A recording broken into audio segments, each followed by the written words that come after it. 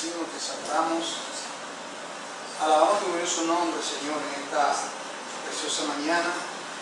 Este es el día que Dios, Señor, nos alegraremos, nos gozaremos en él. Gracias, Señor, por un nuevo amanecer, Padre amado, porque hemos visto tu mano poderosa.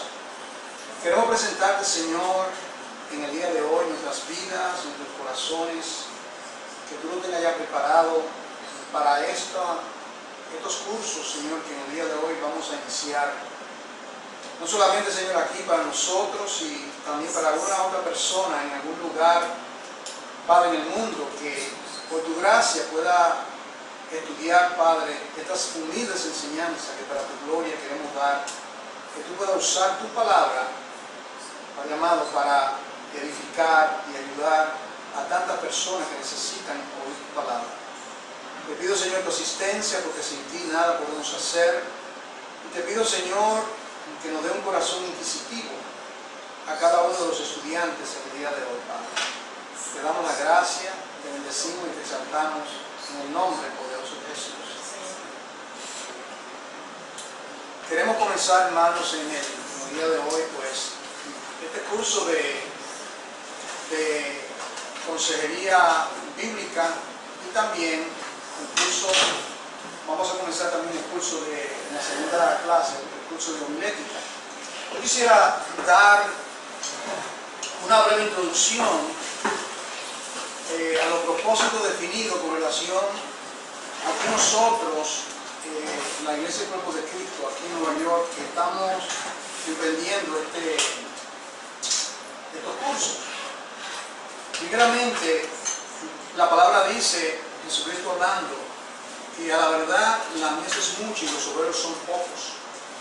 Nosotros necesitamos, desde el día de nuestra conversión, necesitamos capacitarnos, como dice Pablo a Timoteo, como obrero aprobado, que no se avergüenza, sino que traza bien la palabra de verdad. Y por ello, hemos encontrado bien nosotros tener estos cursos. También vamos a tener otro posteriormente sobre la apostasía, y ya he comenzado a prepararme preliminarmente para concentrarme en la carta de Pablo a Timoteo, que fue la última que escribió Pablo, estando preso, esperando la ejecución por el imperio romano. Y él dice cosas extraordinarias, el apóstol Pablo, la apostasía, y quisiera abordar ese tema con la iglesia y para también otros hermanos que quieran estudiar con nosotros. El propósito de este curso es, como dije, nosotros tener algún tipo de herramienta con relación al campo de la consejería. Cuando hablamos de la consejería, esto son una nota introductoria antes de entrar en materia. Estamos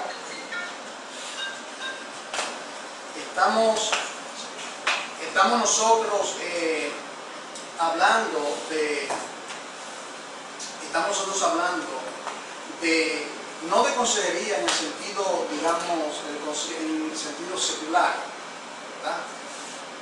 No estamos hablando de consejería en el sentido, por ejemplo, de un psicólogo, digamos.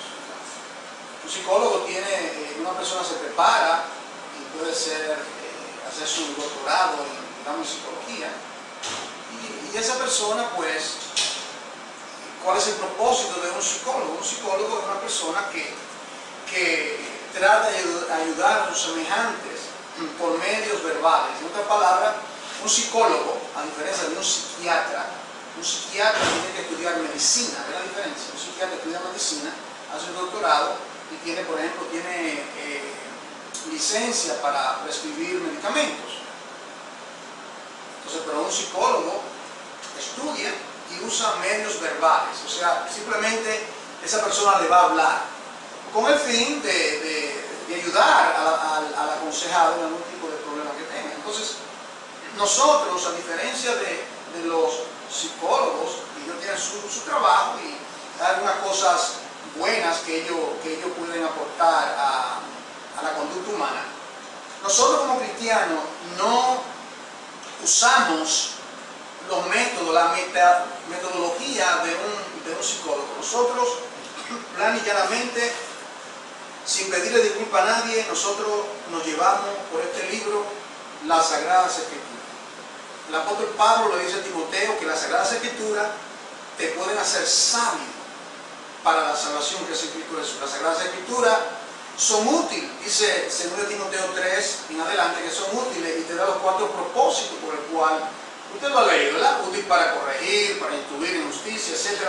Con el fin de que el hombre de Dios, y la mujer también, esté preparado para toda buena obra.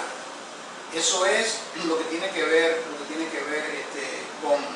con la psicología, y lo que nosotros queremos verdaderamente es hacer es tomar algunos principios de las Escrituras y cómo usar la Biblia, básicamente la Biblia, para usarla aconsejando a nuestros hermanos. Con relación a esto, alguien puede decir, bueno, pero yo no soy llamado a ser un consejero. Mi respuesta a eso es lo que el Señor en el Edén le dijo a Abel. ¿Qué le dijo? ¿Dónde está tu hermano? Y la respuesta de Caín fue, ¿acaso soy yo guarda de mi hermano? Entonces Dios espera que de alguna manera u otra nosotros todos, de una manera u otra, ayudemos a nuestro hermano con un consejo. ¿Cuántas personas? Si yo digo ahora mismo, levante su mano, ¿a quién le ha pedido un consejo? Todos tenemos que levantar la mano, esto constantemente. Amigos, nuestros hijos, el cónyuge, el amigo en el trabajo, particularmente en la congregación. Entonces, la premisa es la siguiente. Todo creyente es llamado a aconsejar a su prójimo en una situación, en un momento dado de su vida. Pero no todo creyente es llamado a ser un consejero en el mismo sentido que, digamos, los pastores, ahí vienen todos los pastores como parte de su llamado, los pastores son llamados a ser consejeros.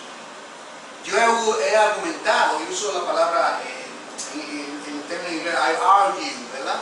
Nosotros entendemos eso, porque cuando dice argumentado, la persona puede entender que estamos pleiteando. No, estamos presentando de que los pastores, todos nosotros somos llamados a ser consejeros competentes. Eso es parte del llamado, ¿verdad? El apóstol mira a Jesucristo. Juan 3 aconsejando a Nicodemo. Juan 4 aconsejando ¿a quién? A la mujer de Samaria. Y usted lo ve en cada capítulo, Cristo como consejero, el rol, el papel de Jesucristo como consejero. Entonces, Él es el consejero por excelencia. Entonces, tenemos dos cosas. Por una parte, todo creyente es llamado a aconsejar a alguien en un momento dado de su vida, en una situación, una circunstancia. Pero los ministros, yo estoy hablando de los ministros, particularmente en el papel del pastorado, todos los ministros somos llamados a ser eficientes consejeros. Ahora, si una persona, por ejemplo, no es ministro en el sentido de que está pastoreando, pero es ministro porque se ha capacitado, ha entendido la palabra, es un siervo de Dios y una sierva de Dios, porque Dios no hace excepción de personas en lo que tiene que ver con la consejería. Esa persona, ese hombre, esa mujer puede ser usado por Dios en una congregación local para ser un consejero. Nosotros, nuestra visión como iglesia local, lo que yo estoy viendo, ¿verdad?, es que continuamente llegan a las congregaciones, a la iglesia, vienen personas con diversos problemas, ¿verdad? Todo tipo de problemas. Entonces, solamente vamos a tener solamente, digamos, acá, 4 pastores que vamos a estar atendiendo. No. La visión es que el Señor, con su palabra, equipe a otro equipo, otro grupo de hermanos, de tal manera que cuando vengan estos problemas, digamos, por ejemplo, viene alguien donde mí y viene una mujer y me cuenta un problema personal y yo discierno que lo que me está contando esa hermana, una mujer es más apropiada. ¿Me siguen, hermano? Una mujer es más apropiada darle el consejo que yo. Yo puedo conocer todos los detalles, puedo darle un sinnúmero de versículos bíblicos, pero yo no soy una mujer. ¿Usted me está entendiendo? La mujer entiende más ese problema. Por ejemplo, asuntos que tienen que ver con los hijos, a veces, que hacen con los hijos. digamos, cuando se llega a esa etapa donde hay esos cambios de vida, la menopausia, ¿verdad? La menopausia, cuando llegan esos momentos, un hombre no ha experimentado eso. Entonces, ¿quién mejor que una mujer, digamos, que ya ha pasado de los 50 años, etapa, que pueda sentarse con esa mujer y darle los consejos? El hombre, nosotros no podemos. Nosotros no, por más que nosotros, yo puedo dar un montón de información, puedo informarme, pero la persona apropiada es una mujer. De igual manera, en otros casos, ¿verdad? Cerrando esa parte de algo preliminar, lo segundo es el libro de texto que estamos usando. El libro de texto que estamos usando se llama Capacitado para Restaurar. El libro de texto principal, naturalmente, es la Biblia, pero estamos usando este libro sencillo de algunas 165 páginas que tiene este libro. Lo estamos usando con el fin de que sea guía. Ahora, ¿por qué yo he tomado este libro? Déjenme decirle algo sobre el escritor J.E. Adams. ¿Okay? J.E. Adams. Cuando uno es llamado al ministerio, ¿verdad? Uno siempre quiere, si somos genuinos, estoy hablando, si somos creyentes genuinos, ministros genuinos, el cual yo sé que aquí, los que estamos aquí, son personas genuinas, que aman a Dios, que quieren seguir a Dios con integridad. Uno quiere buscar medios de cómo uno puede ayudar a la congregación. Entonces, después que yo estudié en el Instituto Bíblico, y el Señor me llamó al ministerio, yo quería tener algún tipo de herramienta. Yo quiero, ¿de qué manera yo puedo ayudar a los hermanos, ¿verdad? En lo que tiene que ver con asuntos de consejería.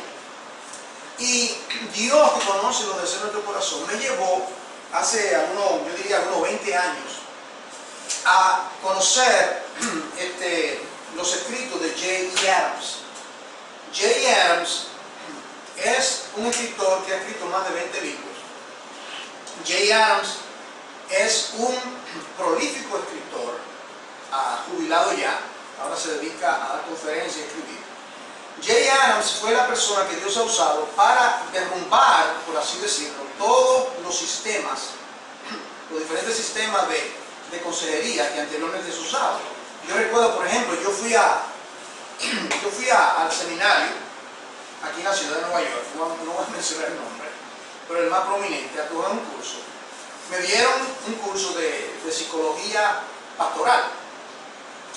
El profesor, con un doctorado, leyó un versículo bíblico que dice: mas Dios santifique vuestro alma, cuerpo y espíritu. Tomó la Biblia, literalmente, el profesor, después que leyó el libro, tomó la Biblia, la echó en su portafolio, en su maletín, lo cerró, y lo próximo que hizo fue que cogió un diagrama, lo puso delante del estudiantado, un diagrama de la personalidad de los seres humanos, donde la teoría del psicoanalista Sigmund Freud, que es el padre del psicoanálisis. Entonces ahí el profesor tuve que tolerar por 3 meses a ese hombre hablarme del ego y del superego. No voy a entrar en todo eso porque no quiero perder mi tiempo. La manera que los enfoque, ¿verdad? Si, como dice Jeremías, cisternas rotas que no retienen agua. Yo quería salir de ese lugar el mismo día. Dejó la Biblia a un lado y comenzó a hablarme de teorías que tienen su origen en el paganismo. Entonces, a diferencia de todo otro sistema, el pastor, que fue pastor, dicho sea de paso, reformado, J.A., Dios lo iluminó a hacer un estudio de las Escrituras con relación a la consejería bíblica. Y yo he encontrado en todo lo que yo he analizado, ¿verdad?, por más de 20 años, que el sistema bíblico, porque no es lo que dice el doctor Adams, el sistema bíblico que él presenta es el más bíblico, el más concreto, el más que glorifica a Dios y el que de tal manera es el sistema de J.A. tan eficiente. ¿Quién ha oído de John MacArthur? John MacArthur, el pastor que mundialmente reconocido, escribió este libro, se llama Biblical Counseling, Son 3 libros. Consejería bíblica. Yo tengo esos 3 libros y lo he revisado y lo he usado de referencia. Entonces, yo quiero ver si el pastor John MacArthur tiene suficiente discernimiento con relación a la consejería bíblica. Ya yo había estudiado por un tiempo. Yo digo, si él no va al acorde de esto, John MacArthur está errado, porque no hay un sistema. Entonces, exactamente, comencé a estudiarlo. Y resulta ser que él contrató a un hombre que se llama Wayne Mack. Aquí está, Wayne Mack, quien estudió bajo la tutela de Jay Adams. Cuando yo conecté los puntos y él lo contrató, era parte del staff en Master College, allá en California. Entonces John MacArthur reconoció que todas esas fuentes vacías, porque yo pensaba que quizás John MacArthur iba a tomar los medios de la psicología secular, pero no, él contrató y en conjunto con Wayne Mack, él cogió, entonces tomó y formó su propio currículum, ¿verdad? Entonces escribieron este libro y este es el que es usado, ¿verdad?, en el seminario Master College como libro. Este libro también, los estudiantes que están escuchando, pues también ya está en español, ¿verdad? Se llamaría Introducción a la Consejería Bíblica. Una guía de principios y prácticas en consejería. Aquí está John MacArthur y aquí está Wayne Mack. Entonces, por eso yo solamente le pongo esto solamente por si. No tienen que adquirir este libro, ¿verdad? Solamente este otro. Vamos a comenzar entonces ahora. Yo quiero invitarles, cerrando este paréntesis introductorio. Dicho sea de paso, les voy a dar alguna asignatura. Les voy también a pedir que hagan algún tipo de búsqueda, de research, para hacerlo más interesante, más ameno, y que ustedes puedan también adquirir una vez más el hábito de estudiar y demás. Vamos aquí al libro de Génesis, en el capítulo 1. El tema, ya entrando en materia, esta es la introducción al curso de la primera sección, pero era necesario que yo diese estos puntos preliminarios para que tengamos un poquito de sentido de dirección en lo que estamos diciendo. En el libro de Génesis aquí,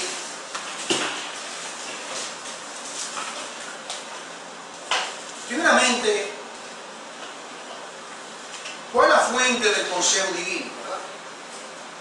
Estamos hablando de consejería bíblica. Entonces no podemos comenzar a estudiar lo que es la consejería bíblica solamente estudiando, digamos, lo que dice John MacArthur, que tiene cosas buenas que decir, lo que dice Jay Adams, ¿verdad?, que a propósito escribió el sequel que se llama El Manual del Consejero Cristiano. También él escribió ese libro después que escribió Competente para Aconsejar. Son como 30 libros y son verdaderamente de grande bendición, y nosotros como iglesia queremos verdaderamente adoptar, tomar, ¿verdad?, espigar todo lo bueno, y alguna cosa que nosotros encontramos, ¿verdad?, que no va a la par, o simplemente le ha hecho nada. Pero el consejo divino, ¿de dónde procede el consejo divino? ¿Verdad? Bueno, el consejo divino viene de lo que Dios dice. Note cómo es que cuando el Espíritu Santo inspiró a su siervo Moisés a escribir el Pentateuco, los primeros 5 libros de la Biblia, Dios introduce a sí mismo, diciendo: en el principio creó Dios los cielos y la tierra.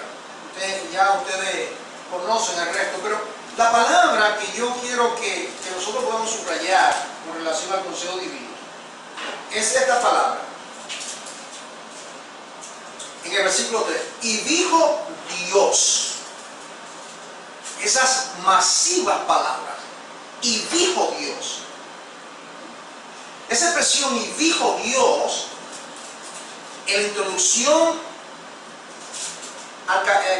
cuando se introduce lo que tiene que ver con la obra creadora, los 6 días de creación y el séptimo día, que fue el día de reposo. Cuando nosotros leemos el capítulo 1 y 2, esa expresión, y dijo Dios, aparece 10 veces. Mire esto, por ejemplo, versículo 14, dijo luego Dios. Versículo 20, dijo Dios. Usted lo encuentra como un estribillo, ¿verdad? Un tintineo. Dijo Dios, dijo Dios. En otras palabras, desde el mismo principio, Dios creó al hombre para que dependiese de su consejo. El hombre, ¿verdad? Contradiciendo la teoría de la evolución, el hombre no es un ser autónomo, ¿verdad? En otras palabras, que el hombre fue creado, el hombre, si creemos la teoría de la evolución, lo cual es completamente falsa, el hombre es un ser independiente, el hombre nació por un proceso evolutivo. El hombre, dicen los evolucionistas, es un ser autónomo, tiene su dependencia propia, no necesita tal cosa que el creador. Contrario a esto, aquí la palabra dice, lo primero que la palabra de Dios habla es que dijo Dios, que el hombre necesita el consejo divino. Miren hasta qué punto el hombre necesita el consejo divino. Note usted que para nombrar los animales, ponerle nombre, ¿qué dice? Que Dios llamó a Adán para que, en otra palabra, por instrucción divina, Adán nombra los animales que Dios había creado. ¿Está entendiendo? En otra palabra, mire cuánto depende el hombre del consejo divino. Que dice, bueno, pero Adán podía simplemente, bueno, este es el gato, este es la zorra, este es el león, y etcétera, etcétera. No, dependía del consejo divino y depende del consejo divino para todo, para todo. Aún cuando tomó la mujer, ¿verdad? La Isha. Ahora, vamos ahora aquí a Mateo capítulo 4 para seguir esta línea de pensamiento en Mateo capítulo 4. Punto número 1, Dios y su consejo. Dios y su consejo. Mateo capítulo 4.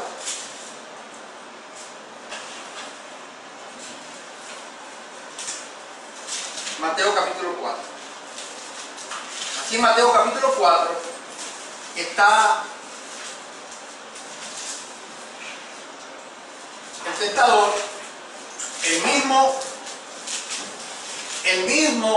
que trajo contradicción al propósito divino. Allá en el Edén, en el huerto, Satanás comenzó a contradecir lo que Dios dice. Y aquí el mismo tentador viene ahora y se presenta al postrer Adán.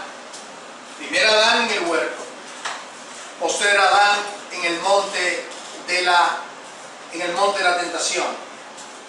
Conocemos. Una de las cosas que más me impacta de este pasaje, hermanos, que más me impacta, es que la primera declaración de Jesucristo cuando comienza su ministerio, porque él había sido bautizado en el río Jordán, capítulo 3 de Mateo, estaba siendo preparado, había sido ya bautizado.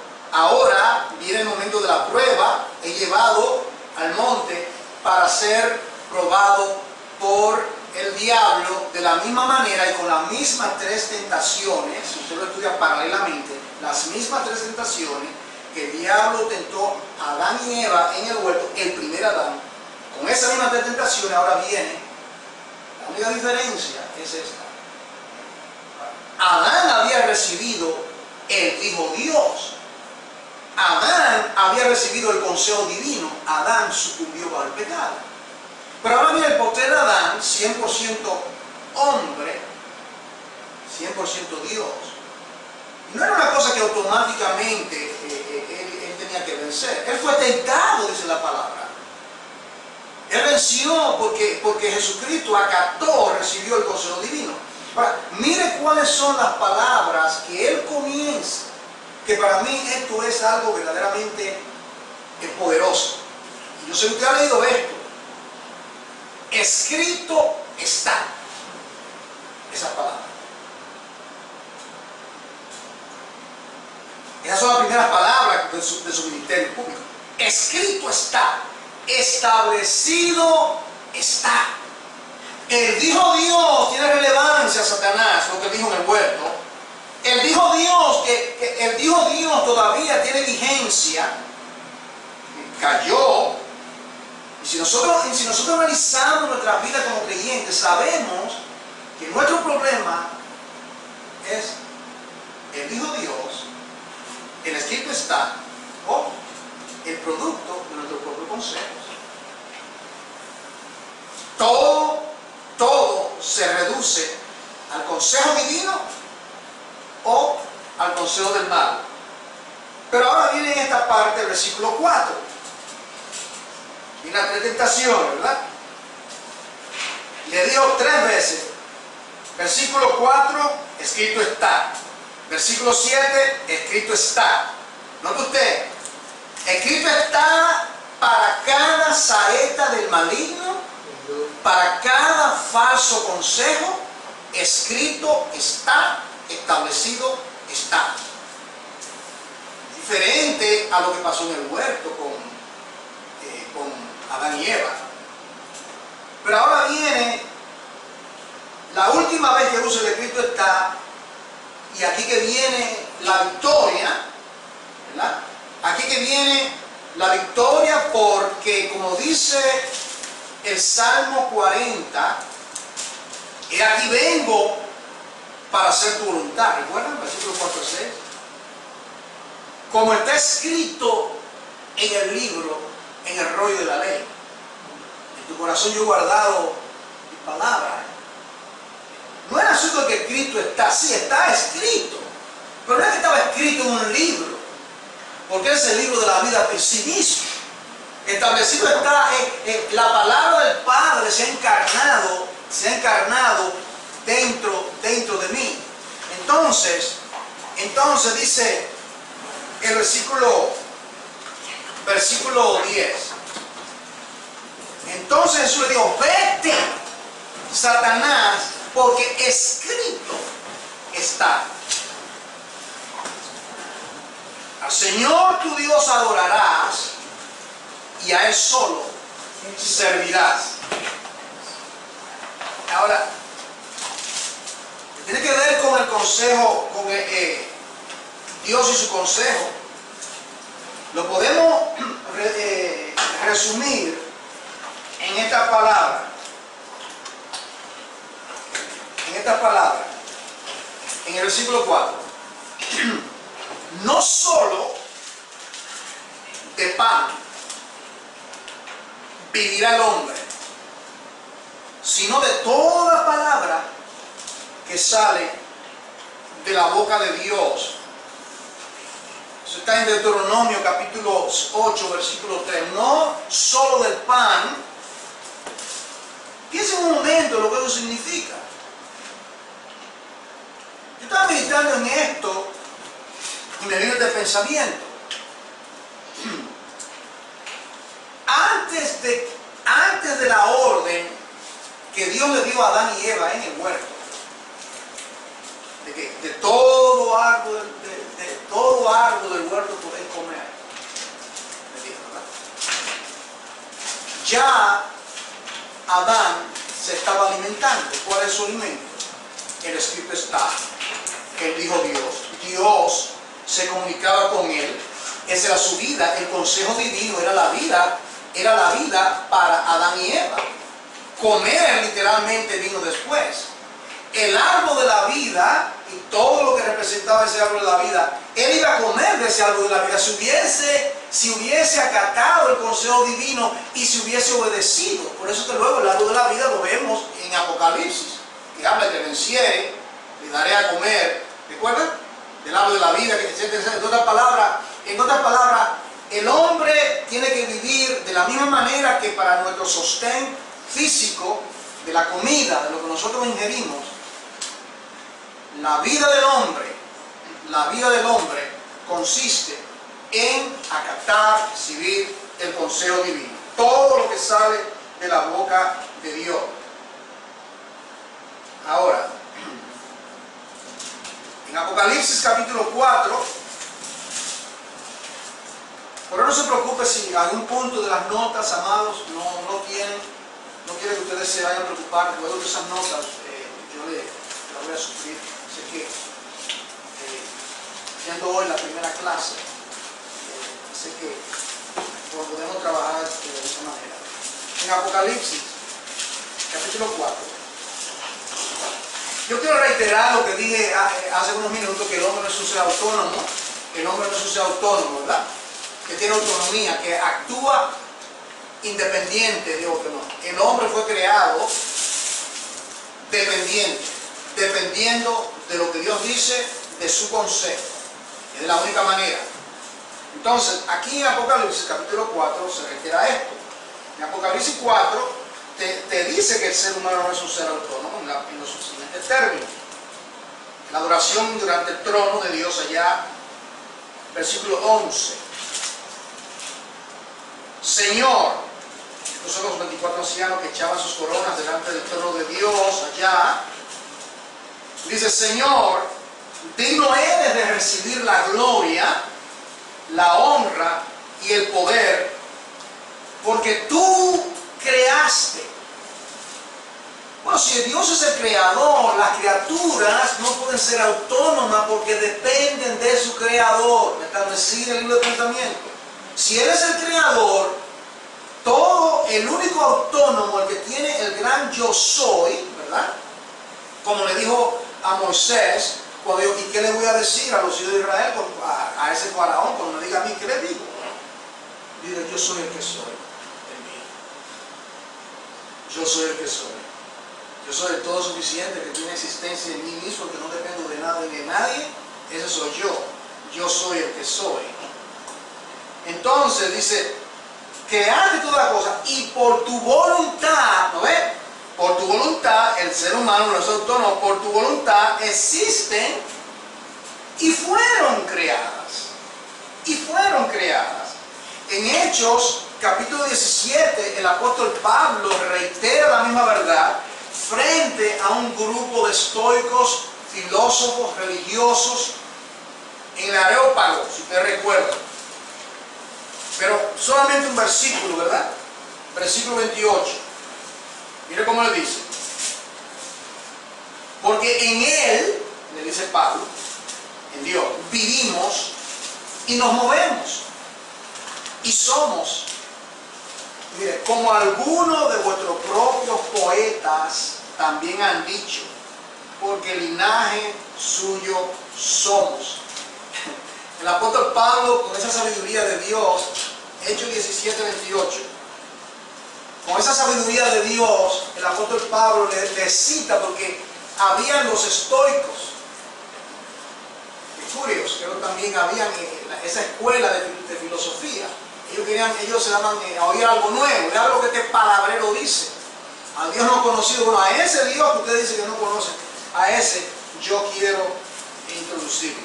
Ahora bien,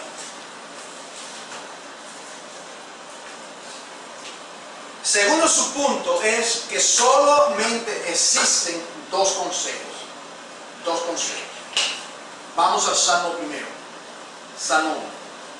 Solamente existen dos consejos. Bueno, ya eso, yo creo que es aparente que solamente existen dos consejos, amados. Porque en el huerto que estuvimos hablando, en ese, después de la creación del hombre, ¿qué nosotros encontramos? Encontramos primeramente el consejo divino, el dijo Dios, ¿verdad?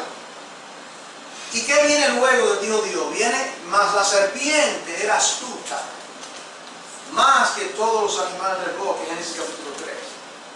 ¿Y cómo es que el consejo divino es la palabra que nosotros decimos en inglés es challenge, ¿verdad? ¿Cómo sería en español? Retado, ¿verdad? Un reto, ¿verdad? Retado, confrontado. El reto fue, mire las primeras palabras de Satanás. Mire, la primera palabra de Cristo, mire la diferencia. Cristo dice, escrito está cuando comienza su ministerio. Dios dice, comienza introduciéndose a sí mismo, dice, y dijo Dios, 10 veces lo reitera. Es más, la palabra así dice Jehová en la Biblia aparece, creo que son 2600 veces en todas las escrituras. Así dice Jehová. Es su consejo, es la vida de uno. Entonces, dijo Dios, de todo árbol del bosque podés comer. Entonces Satanás dice, la primera palabra, miren cuáles son las primeras palabras registradas del diablo. ¿Si usted ha captado esto? ¿Cuáles son las primeras palabras del diablo? Con que Dios os ha dicho. Y dijo Dios, el consejo santo, perfecto de Dios. Y Satanás lo reta con que Dios os ha dicho. Como que ¿estás seguro de eso? Con que Dios os ha dicho. Ahí están, podemos llamarle los dos consejos. Ahora, antes de entrar al Salmo 1, que vamos a entrar, para que usted vea el paralelo que hay, extraordinario. ¿Qué vemos en el huerto? Dos consejos, dos aconsejados y un árbol. ¿Qué vemos en el Salmo 1? Dos consejos y un árbol. ¿Habían discernido eso? Dos consejos y el árbol. Es lo mismo. ¿Cómo comienza? Está solamente entonces el consejo divino y está el consejo diabólico. El consejo diabólico. No hay un camino, ¿cómo podemos decirle? Un camino en el medio, ¿verdad? Por eso es que personalmente, y a mí me han criticado mucho por esto, ¿verdad? Otra persona, no estoy hablando de la iglesia local, estoy hablando de personas que yo he hablado, que la psicología puede aportar cosas buenas y que entonces yo le dije a un hermano, ¿verdad?, que estudió psicología y es psicólogo. Yo le dije, usted puede estudiar psicología, le dije al hermano, y hacer un doctorado de ser un psicólogo, y yo, ¿verdad?, me encomiendo que usted tenga la disciplina, pero no me diga con un psicólogo cristiano. ¿Cómo es eso? ¿Sí? Porque entonces, si usted basa lo que usted va a decir, su consejo es basado en lo que le enseñaron en la universidad, eso no encaja con lo que dice la Sagrada Escritura. Tú no puedes tomar la teoría de Sigmund Freud para el psicoanálisis, ¿verdad? Carl Rogers, otro, ¿verdad? Behaviorist, conductista, creo que es en español.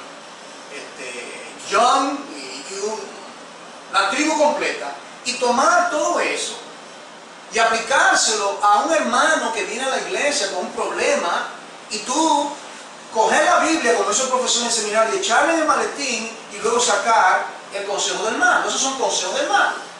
Entonces aquí está lo que dice la palabra. Solamente a dos consejos y dos consejeros. Está el consejo de Dios y el consejo del diablo. ¿Por qué el hombre cayó en pecado? Porque escuchó el consejo del maligno. Entonces, ¿cómo comienza el Salmo 1? Bienaventurado, dichoso, el varón que no anduvo en consejo de malos, ni estuvo en camino de pecadores, ni en silla de escarnecedores se ha sentado. Entonces, los que siguen el consejo del malo andan, están y se sientan. andan, están y se sientan. ¿Verdad? Si no, aquí viene el otro consejo, que en la ley de Jehová, ¿y cuál es la ley de Jehová? Y dijo Dios, escrito está, ¿me sigue? Es el consejo divino, escrito está, no solo de pan vivirá el hombre, sino de toda palabra que sale de la boca de Dios. Dice, sino que en la ley de Jehová está su delicia, y en su ley medita de día y de noche. Ah, el árbol, ahora viene el árbol. Ahora viene el árbol, porque fue el árbol, la carnada, que el maligno usó para enredar. Como dice la palabra, Pablo hablando, dice que el hombre no fue engañado, sino que la mujer fue engañada. El hombre fue conducido, ¿verdad? Dice que le dio lo que vuestros sentidos se han entorpecido, dice Pablo, como en el caso de Eva y posteriormente Adán.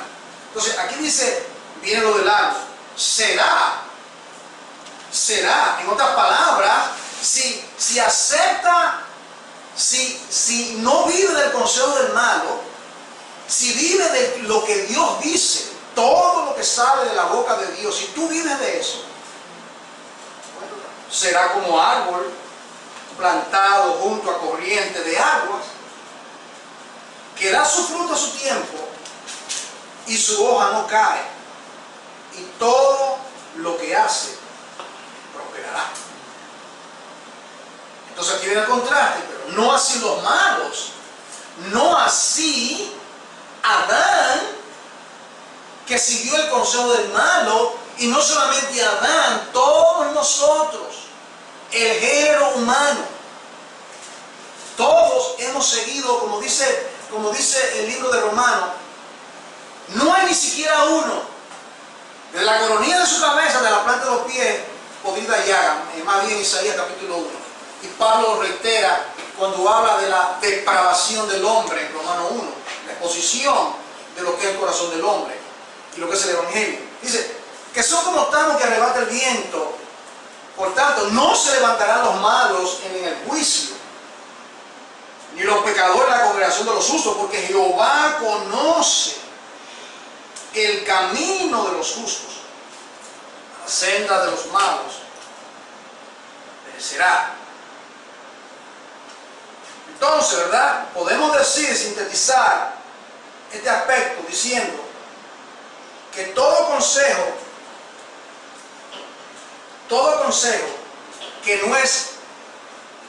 que no viene por revelación o que sea bíblico. ¿Entienden? Ese consejo tenemos nosotros que descartar. Déjame decirlo de nuevo. Todo consejo que no es revelación, cuidado, porque cuando se usa la palabra revelación, ahí viene un montón de cosas, ¿verdad? Teoría. No estamos hablando de una revelación que Dios me dijo, que soñé, comí mucho y tuve una pesadilla. No estoy hablando de eso. Estamos hablando de revelación. Él dijo Dios, lo que Dios dice. Eso es revelatorio. Eso es revelación. Y luego, posteriormente, escrito. Todo eso, si no es revelatorio, si no es bíblico, entonces es satánico. ¿Por qué? Porque compite, ¿verdad? Está en competencia con el consejo divino, quiere destruir el consejo divino. ¿Por qué? Porque es inspirado por Satanás, como lo hemos visto.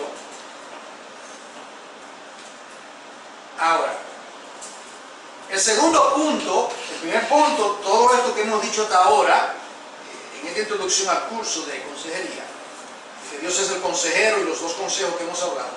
El segundo punto es el papel del Espíritu Santo en la consejería.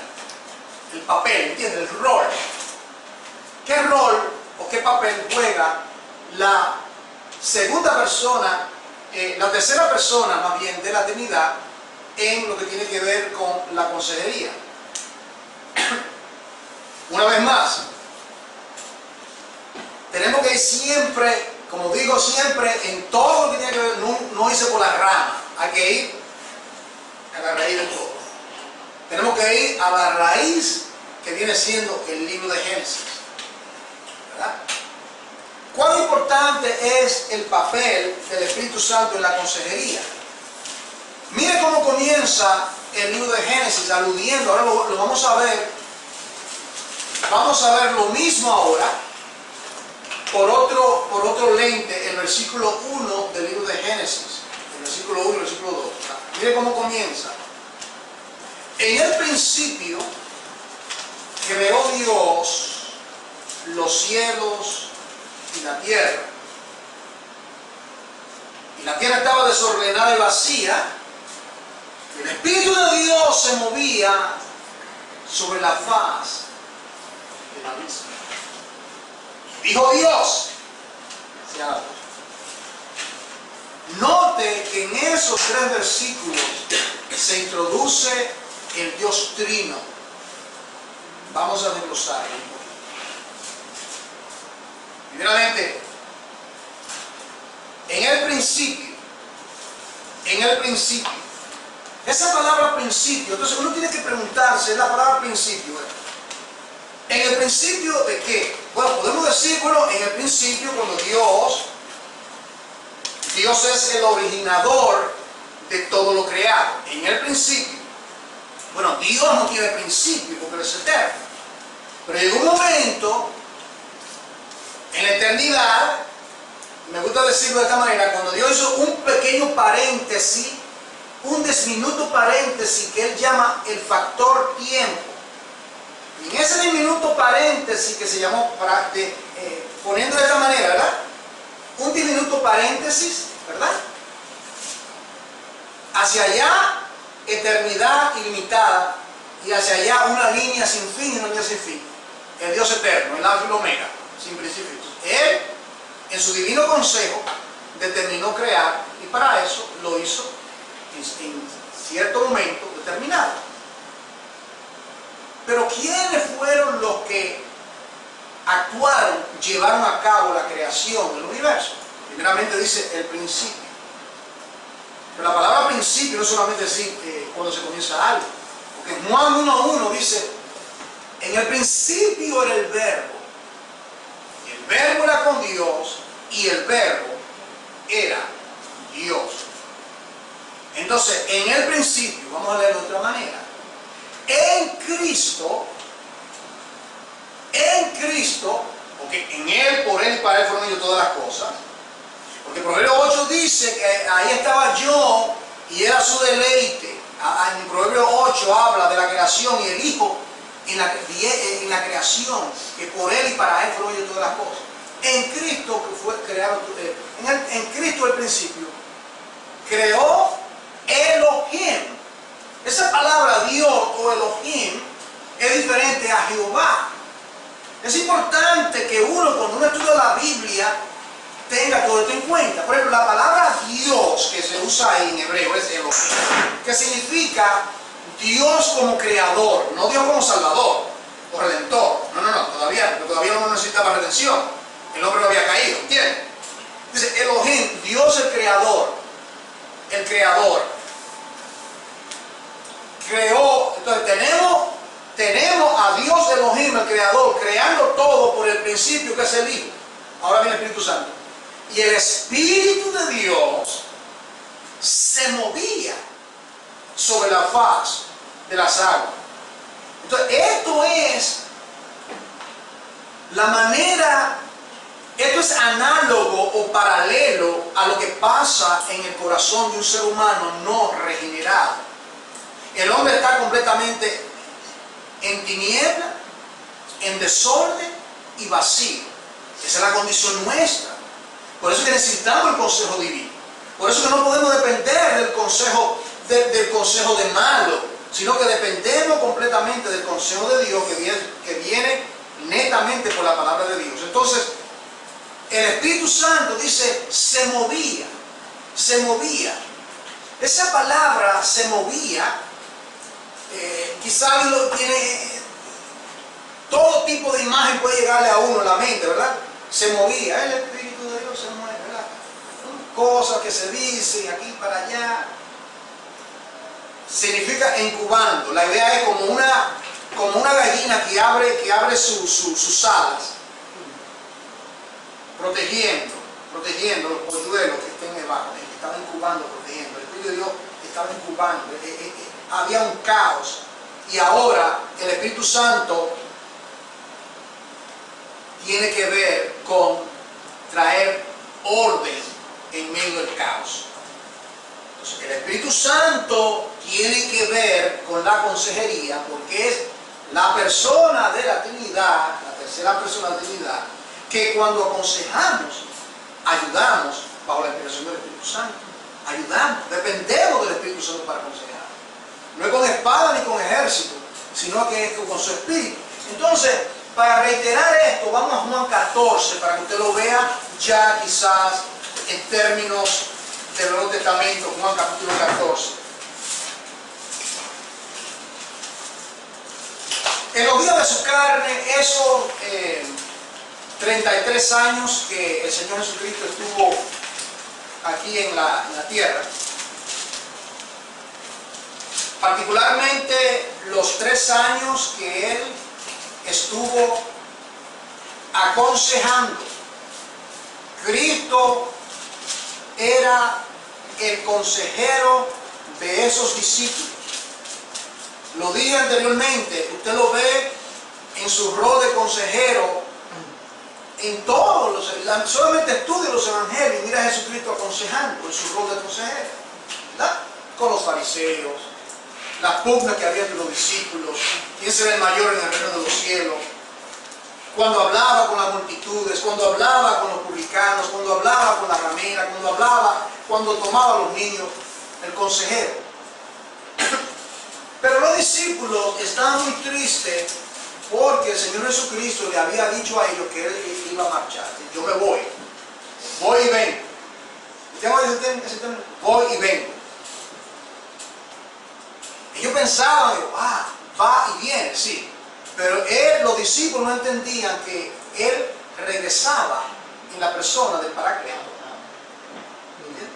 Que regresaba, era lo mismo.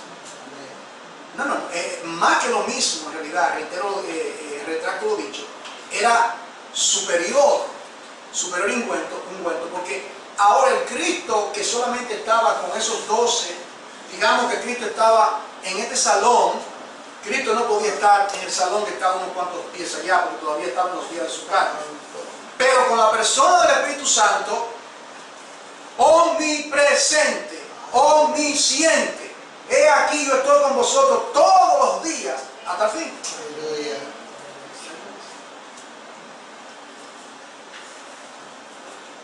(14, 16) Y yo rogaré al Padre y os daré otro consolador.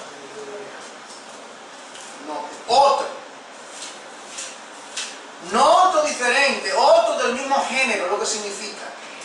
No es distinto, es el mismo, del mismo género, de la misma manera, con los mismos atributos, otro consolador, pero mira la diferencia, para que esté con vosotros para siempre. Estaría al lado de Paracleto, al lado de, aconsejando, al lado de, y no solamente en vosotros. Hechos capítulo 12 cumple la promesa del Padre, Consolador. ¿Cómo lo llaman? El Espíritu de verdad. ¿Por qué? Porque existe un consejo mentiroso, el consejo del malo, recuerda. Está el consejo del malo, entonces el Espíritu de verdad, el cual el mundo, porque es el maligno, no puede recibir. Porque no lo ve, ni le conoce. pero vosotros le conoceréis. Aleluya. Vosotros le conoceréis, porque mora con vosotros. Noten, mora con vosotros, al lado de y dentro de vosotros. No os dejaré huérfanos. Vendré a vosotros. Vendré a vosotros. Viene a nosotros por medio del Paracleto divino. En Isaías capítulo 9, siguiendo esto mismo, primer subpunto es el otro consolador. Segundo, que la labor de Cristo en el ministerio, lo cual ya yo lo dije, era ser ese consejero. Míralo aquí en Isaías capítulo 9. Porque un niño, versículo 6, porque un niño os es dado, os es nacido. Hijo nos es dado. Pero tengo entendimiento de esa palabra. Es dado. Y el principado sobre su hombro, y llamará su nombre admirable. Esa palabra admirable significa un milagro, es lo que significa literalmente, un milagro. Nota el segundo, consejero, Dios fuerte, Padre eterno, príncipe de paz. Pero note que se llamará su nombre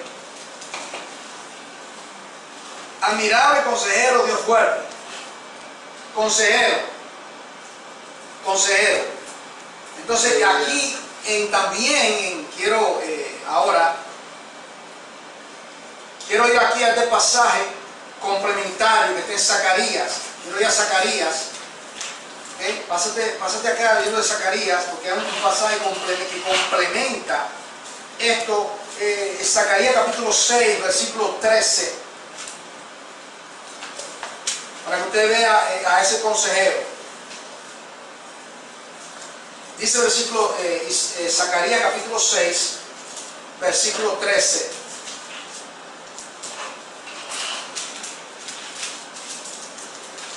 Dice, Él edificará el templo de Jehová y Él llevará gloria. Y se sentará y dominará en su trono. Y habrá sacerdote a su lado. ¿Quién será este? Y consejo de paz habrá entre ambos. El Hijo y el Padre. El Hijo y el Padre. En los días de su encarnación, Cristo como consejero, después que ascendió a la diestra del Padre, Cristo envía al Paracleto, su misma persona, de una manera invisible, poderosa, ilimitada, omnisciente, omnipresente, omnipotente, para que estuviese con sus discípulos y, claro, con nosotros también. Con nosotros también. Tercer punto y el último, es que la obra del Espíritu Santo es la santidad. Si se le llama Espíritu Santo, ¿cuál es la obra de alguien que es santo? ¿Me sigue? Es el Espíritu Santo, no solamente Espíritu. Y dicho sea de paso, ok, creo que aquí lo tengo. No, bueno, eso lo dejo para el mensaje. Primeramente, tres cosas que tienen que ver con la obra del Espíritu Santo, que es la santificación o la santidad. Una vez que un creyente es salvo, comienza desde el momento que un creyente es salvo, ya es apartado, es santo. Posicionalmente somos santos. Esa es la posición. Se convirtió un maleante, el hombre más malo del pueblo, pero en ese día el Señor lo salvó, ya fue apartado, es santificado. Pero eso es posicionalmente. Pero en la experiencia está el proceso de la santificación, que es desde la conversión hasta la tumba, o hasta que Cristo venga por nosotros. Es un proceso. Entonces, en la consejería bíblica, nosotros ayudamos y somos ministrados a que practiquemos la santidad y a que crezcamos la santidad, porque hay tres cosas, me estoy adelantando, pero lo voy a decir. Hay tres cosas que cuando uno aconseja a alguien, tres cosas diferentes, estoy entrando ya un poquito en la próxima lección, pero hay tres cosas que toda persona necesita y que todo consejero tiene que estar consciente. Por ejemplo, alguien viene a usted y necesita un consejo. ¿Qué le está diciendo? Necesito un cambio. Esto no puede continuar de esta manera. La meta de todo consejo, sea cristiano o secular, ¿verdad? Vamos a suponer, usted va a un psicólogo que no es cristiano, o un psiquiatra, que usted está buscando cambiar a una situación adversa y necesita cambiar. Alguien viene, una hermana viene de usted. Oh, hermana, yo quiero que me ayude a orar. Estoy pasando esta situación. Esa hermana o ese hermano tiene una situación que necesita ayuda. Cambio. Entonces, número uno, vemos la necesidad de cambio. Segundo, usamos medios verbales para efectuar ese cambio. Y tercero, es para el beneficio del aconsejado. Ahí está, en todo lo que tiene que ver con la consejería, como dicen en a nutshell, ¿verdad? La necesidad de cambio, ¿verdad? O sea, la persona reconoce que necesita cambio, o usted se acerca a una persona porque ve que necesita cambio. ¿Qué medio usted usa? ¿Qué es lo que usted usa? ¿Verdad? Usted no usa psicoanálisis o terapia secular. Usted usa los recursos de la gracia, la palabra de Dios, con la ayuda del Paracleto divino, el cual está con y en nosotros, igual que aquel que usted está aconsejado porque es su hermano y es redimido también. Entonces, es para el beneficio del consejero. Ahora,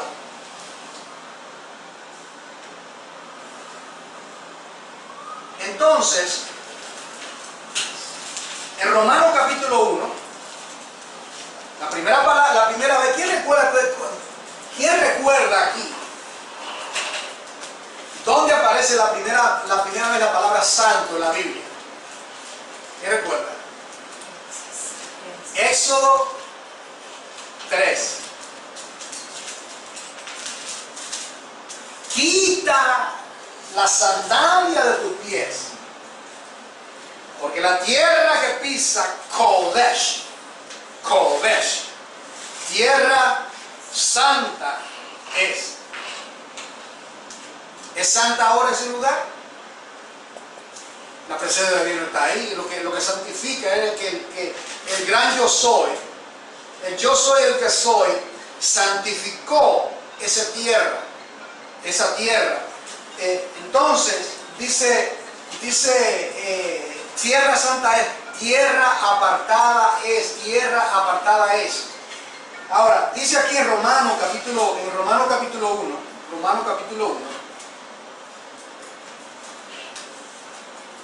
Romanos 1, dice, lea el versículo, leemos el versículo 4, Romanos 1:4. Dice que fue declarado Hijo de Dios con poder. Note esta expresión. Aquí viene. Según el Espíritu de santidad. O sea, la fuente de toda santidad, de toda santificación es el Espíritu Santo. Que fue declarado Dios según el Espíritu de santidad por la resurrección de entre los muertos. En otras palabras, después que Cristo posteriormente, note que el Espíritu Santo vino a habitar, a morar ilimitadamente. Ya el Señor le había soplado el Espíritu, ¿recuerda? Le impartió el Espíritu.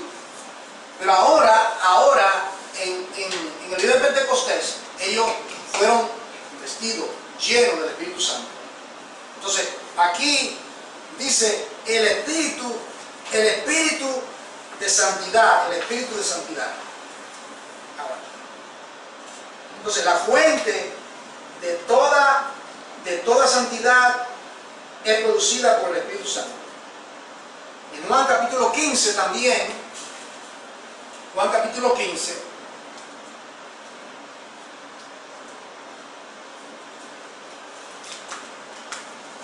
mira aquí, Juan capítulo 15,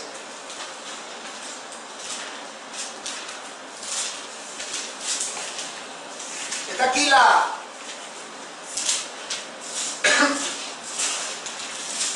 vid y los pámpanos, ¿verdad?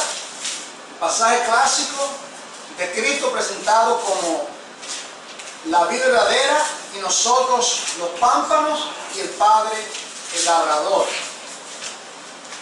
Okay. La pregunta es la siguiente: cuando el Espíritu Santo, ¿cómo es que el Espíritu Santo, en lo que tiene que ver con la consejería, quiero estar seguro, ¿verdad?, que captemos esto, y antes de seguir, déjame repetir una vez más. Cuando nosotros, por ejemplo, es una obra muy necesaria que nos equipemos, la iglesia completa, ¿verdad? La meta es equipar aquí nosotros un buen equipo, ¿verdad? Como dice en inglés, support group, para que sea de ayuda al equipo pastoral, que también son llamados a aconsejar, pero también, como dije al principio, un grupo de consejeros y consejeras para ayudar, que tengan herramientas, que sepan navegar las escrituras. Porque vamos a analizar casos y luego vamos a entrar en cómo se resuelve ese caso basado en las escrituras. Porque esto no es teoría lo que estamos hablando, esto es algo práctico. Entonces, cuando alguien viene, por ejemplo, digamos, yo voy de un hermano y yo tengo un problema personal, ¿verdad? Y yo me acerco, digamos, yo me acerco al hermano Dani, digo, hermano Dani, estoy pasando por esta situación, y le doy los detalles de lo que estoy pasando, ¿verdad? El hermano Dani, entonces, usando la sabiduría de Dios y siendo un hombre que conoce las escrituras, él no va a dar una opinión, él me va a llevar en el marco de las escrituras. Entonces, él me está ayudando a mí a que el proceso de la santificación, porque en una área de mi vida, yo estoy, podemos decir, estoy cojeando, estoy falto, hay algo que está mal. Entonces, se presupone que lo que dije anteriormente, que en la consejería algo está mal, se busca cambio, se usan medios verbales para beneficio del aconsejado, para la gloria de Dios. Es el proceso de la santificación.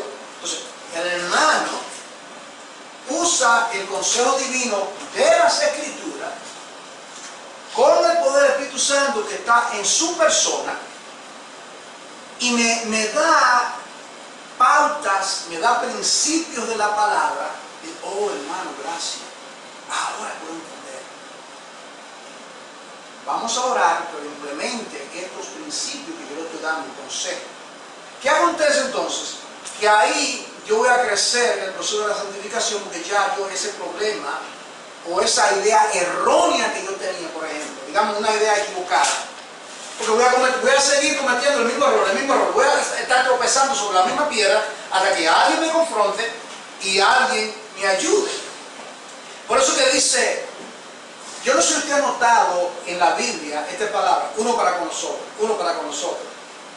Esa palabra en griego es una sola palabra. ¿Cómo será eso? Uno para con nosotros, en griego es una sola palabra. One to another, one to another, one to another. Amados unos a nosotros, perdonados unos a nosotros, conformados unos a nosotros, unos a nosotros. Creo que aparece, si no recuerdo, 25 veces en la Biblia. Es con el fin de que seamos ministrados, de que seamos ayudados, de que podamos crecer en la santificación. Esto es un asunto místico. Alguna persona cree que es algo místico, esto es práctico, la santificación es algo práctico. Por ejemplo, Gálatas 6:1, ¿qué dice? Si algún hermano es sorprendido en una falta, no dice lo que es.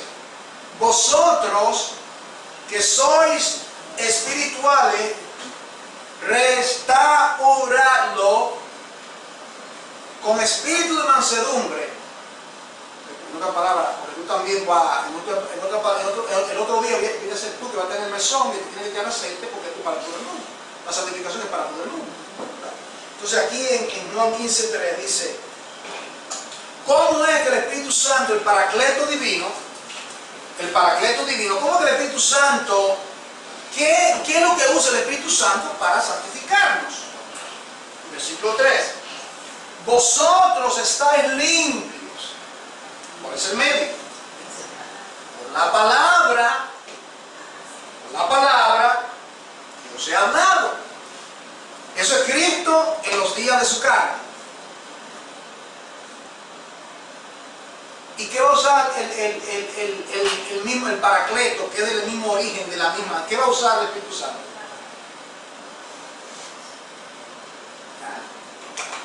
¿Cómo que dice? A mí verdaderamente me fascina como la Trinidad, la relación armoniosa entre la Trinidad. Me fascina esto. Por ejemplo, Cristo dice, yo no hablo por mi propia cuenta. Lo que el Padre dice, lo que yo hago del Padre, eso es lo que yo digo. El Padre dice, este es mi Hijo amado en quien yo tengo contentamiento, a él oí. Y el Espíritu Santo no hablará de sí mismo, sino que tomará de lo mío y lo dejará saber. No hay competencia. ¿Qué cosa extraordinaria? ¿Qué cosa impactante? No hay cisma en la Trinidad. El hombre, nosotros, la rebeldía, nosotros somos el problema. Esa dureza de corazón que todos tenemos, aún siendo redimidos, dicho sea.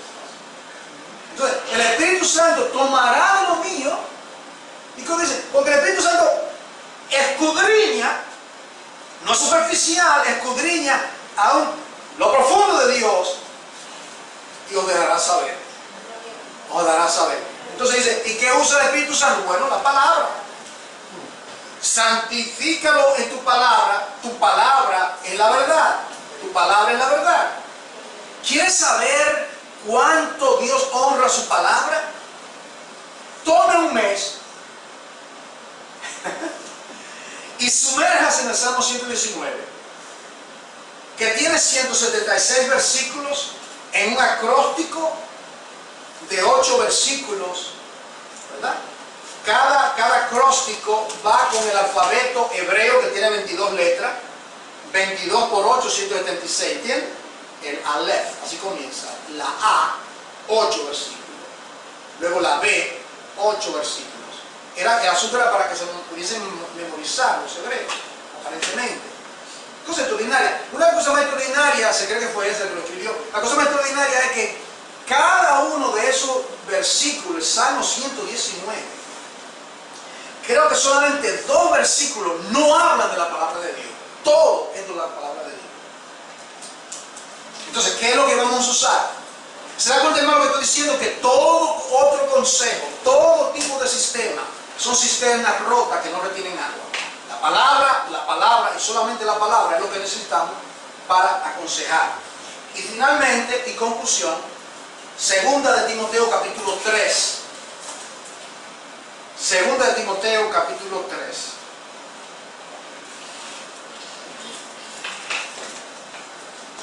Esto verdaderamente es poner el punto sobre las íes. Podemos decir una expresión.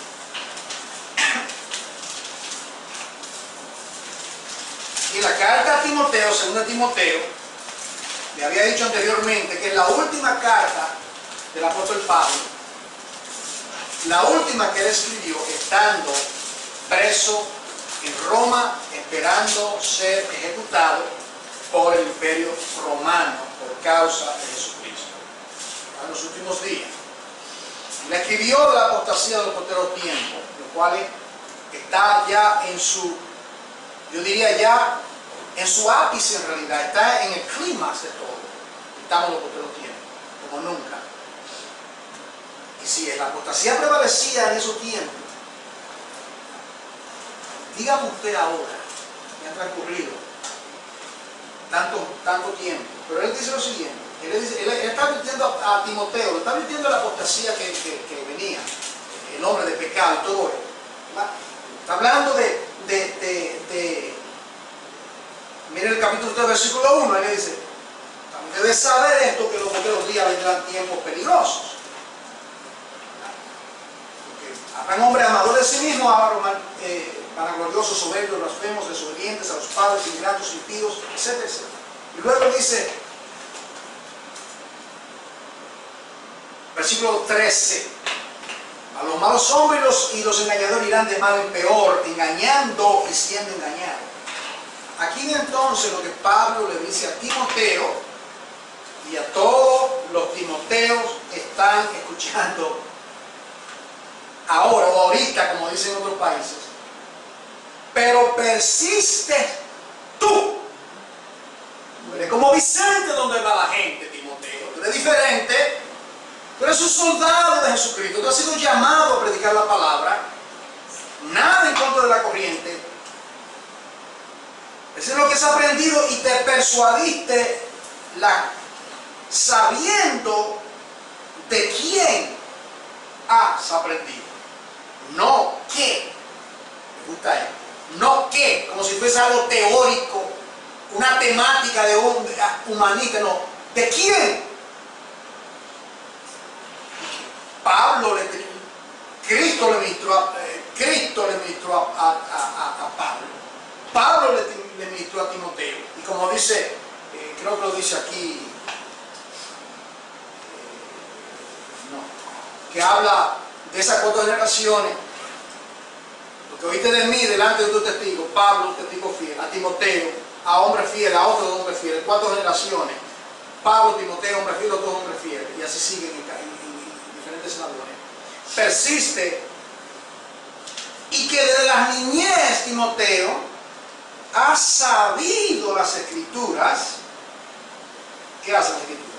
Las cuales te pueden hacer sabio para la salvación por la fe que es en Cristo Jesús. No solamente que lea las Escrituras, tiene que tener un efecto, porque dice la fe, sabio para salvación por la fe que es en Cristo Jesús. Y dice toda la Escritura es inspirada por Dios y útil. Enseñar. ¿Cuál es el propósito de la Escritura, hermano? Enseñar, redarguir, corregir e instruir en justicia. ¿Con qué finalidad? ¿Cuál es la meta? ¿Qué trata de hacer con las Escrituras? ¿Qué quiere Dios hacer? El proceso de la santificación. Estamos hablando que es el proceso de la santificación y se lleva a cabo por medio de los propósitos de las Escrituras. Hermano, es importante que se capte. El proceso de la santificación, lo que Dios hace en una persona que uno está aconsejando, cuando se está predicando la palabra, ¿verdad? Que tiene un tenor de consejo también, tiene estos propósitos, 4. Número 1, el mensaje viene del púlpito, o usted está aconsejando a alguien, usted está usando la Escritura y tiene estos propósitos. ¿Cuáles son? Enseñar. Bueno, enseña porque hay algo que el hermano no conoce. Redarguir. Esa persona quizá está en pecado y no lo sabe, lo quiere redarguir el Espíritu Santo por la palabra. Corregir una idea errónea. Y para instruir en todo aquello que es justo. Esos son los 4 propósitos de las Escrituras. Todo mensaje, toda prédica, toda meta, todo lo que hace una iglesia tiene que tener la finalidad de que esos propósitos sean llevados a cabo. Amén. Que sea el Señor exaltado hoy y siempre.